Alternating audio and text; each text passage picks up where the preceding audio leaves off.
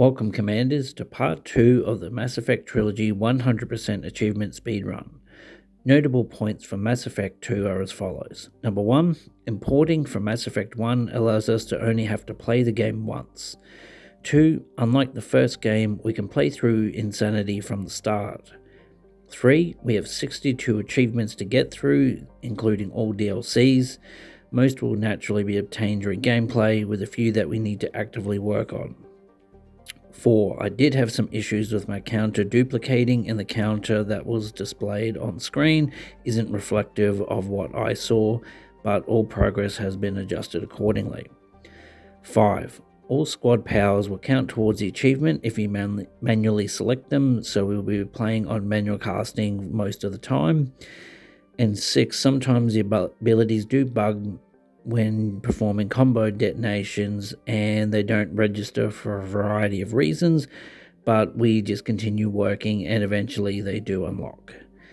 Technically, this run can be run with all classes.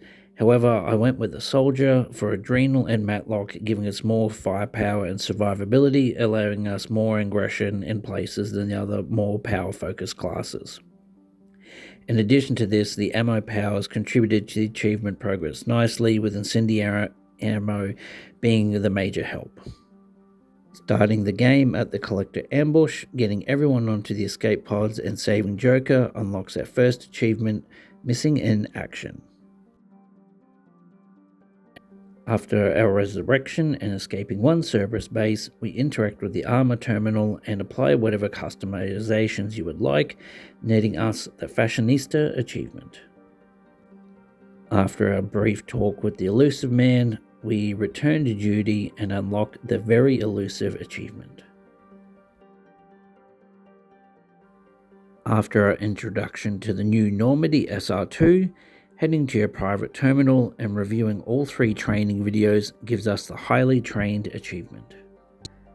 Next, we head to the slums of Omega to recruit Dr. Mordin Solus. With most of the enemies being organic and a significant amount of Vorcha, we are able to set them on fire with our incendiary ammo, giving us Merciless very quickly, and having Adrenal allows us extra time to set up headshots and get 30 kills to unlock Headhunter.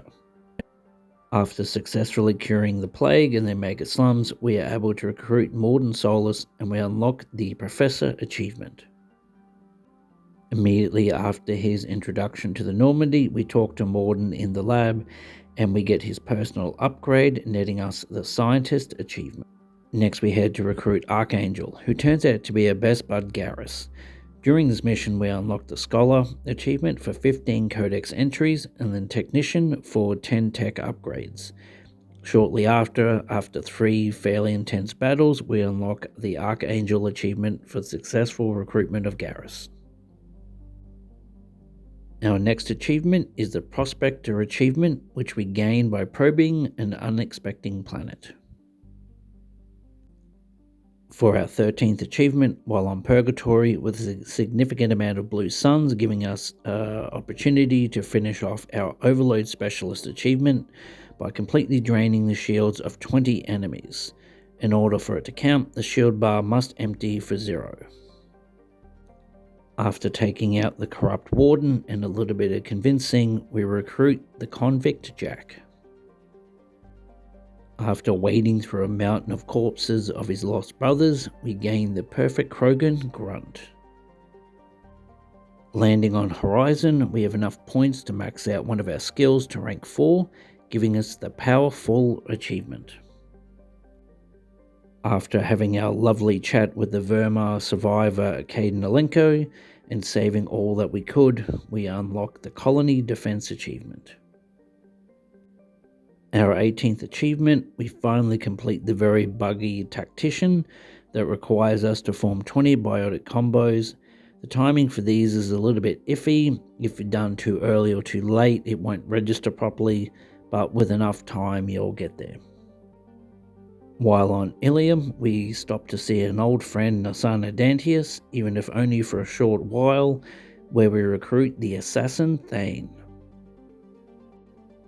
While in Samara's recruitment mission, We face a lot of Eclipse soldiers who on Insanity all pretty much come with barriers, giving us a lot of opportunities to net the Warp Specialist achievement. And after completing her quest to find her estranged Ardat Yakshi daughter, Samara the Justicar joins the crew. Our next stop is Hailstrom to get our second last squad mate Tali, who will also be our romance choice, netting us the Quarian achievement. It's heist time as we join Kasumi to get back her old partner Keiji's grey box and gaining her loyalty in Blind, Broke and Bedlam. Next, we visit Sunny Tuchanka for Morden's loyalty mission. Everyone having armor gives us the perfect opportunity to grind out the Incineration Expert achievement for reducing armor to 0 with Incinerate, and shortly after we have his personal loyalty quest, The Cure. While on Tuchanka, our son Grunt needs to work out his teenage angst with some good old-fashioned brawling. We take down the Threshermaw for Big Game Hunter and gain his loyalty and the title of Battle Master. Next, while on the Collector ship Ambush, we fight our way through, make some progress on the Brawler achievement with the husks on board, and after saving ourselves, we net the Ghost ship achievement. Visiting the migrant fleet and investigating the war crimes of her father, we gain the loyalty of Tali Zoravas Normandy in treason. While we're visiting an old Cerberus facility where Jack was experimented on and grew up, and allowing her to put her past to rest, we blow up the facility and unlock Catharsis. Now we're at our halfway point for our 31st achievement, everybody's favourite character, Jacob and his daddy's issues for Ghosts of the Father, and a little PTSD for hearing Lee Everett being such a piece of trash. At this point, our conversations with Tali, we are able to confirm our relationship with her, giving us the Paramore achievement. Thane's Loyalty is a simple walking simulator. Well, it can be failed if you miss some timings of conversations or the door bugging out. It is fairly easy to obtain, Cats in the Cradle. For our 34th achievement is Garrus dealing with the betrayer of his team on Omega.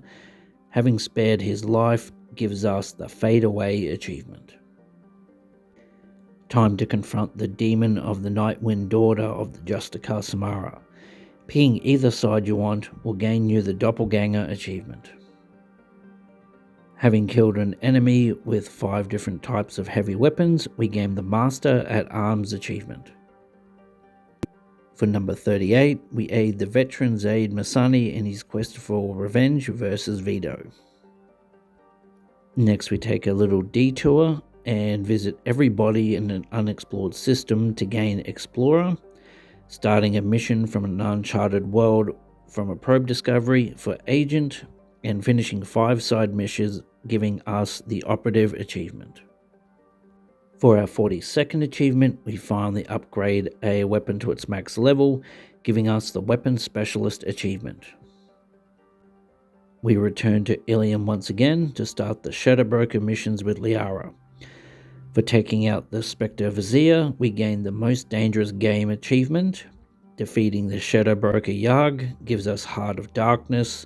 Completing the entire DLC on Insanity gives us the Hard Way. Once Liara has taken control of the Shadow Broker's ship, reviewing all 6 terminals on board will give us Detail Orientated, and inviting her to the Normandy's cabin to catch up will give us the Catching Up achievement. Now we're off to recruit our last party member and obtain the Reaper IFF. While on the Derelict Reaper, we use the opportunity to farm Brawler with Adrenal and a shotgun, and the significant amount of husks on board, we make quick work of the achievement. After taking out the core of the Derelict Reaper, we obtain our Geth squad mate and their Friend or Foe achievement. Next, we're off to a Geth Heretic base to rewrite the heretics and solve the problems of a house divided. As we activate the Omega 4 relay, we start our suicide mission. As we assault the collector base, we make all the right choices with our squad leaders, taking Garrus as our squad leader, Tech Expert Tali, and Jack for our bubble segment. As we defeat the Proto Reaper and save the galaxy, for now, we unlock Mission Accomplished, Long Service Medal for completing the game with a Mass Effect 1 import, Insanity for completing the game on Insanity, Against All Odds and No One Left Behind for keeping everyone alive during the suicide mission. Now being done with the required Insanity portion of our playthrough, we drop the difficulty to casual and complete our second DLC, Overlord, where we quickly unlock Power Gamer for reaching level 30. We explore all of the data caches around when we're in the Hammerhead for Data Hound, and completing the Overlord DLC and saving David from the horrors of his brother's machine gives us Digital Exorcist. On our final DLC arrival, we infiltrate a Batarian prison camp, and if we can make it all the way to Dr. Kenson without drawing attention of the Batarian guards, we gain the Covert Action achievement. While fighting during the Object Row sequence, surviving all 5 rounds nets us the Last Stand achievement. And then sticking it to Harbinger and giving him a short speech on why we're not afraid, we destroy the Alpha Relay and obtain the Ultimate Sacrifice, being the last achievement of this speedrun. And with this, we come to the conclusion of our Mass Effect 2 speedrun. With 62 achievements and a total runtime of 48 hours and 3 minutes, giving us an approximate runtime of 15 hours for the second game, which is about half of the previous one. Luckily, we didn't need to 100% completion of all quests or take multiple playthroughs, making this run a lot easier and faster than Mass Effect 1 was. Next video, we will start the third and final game in the original trilogy. Until next time, Commanders, I should go.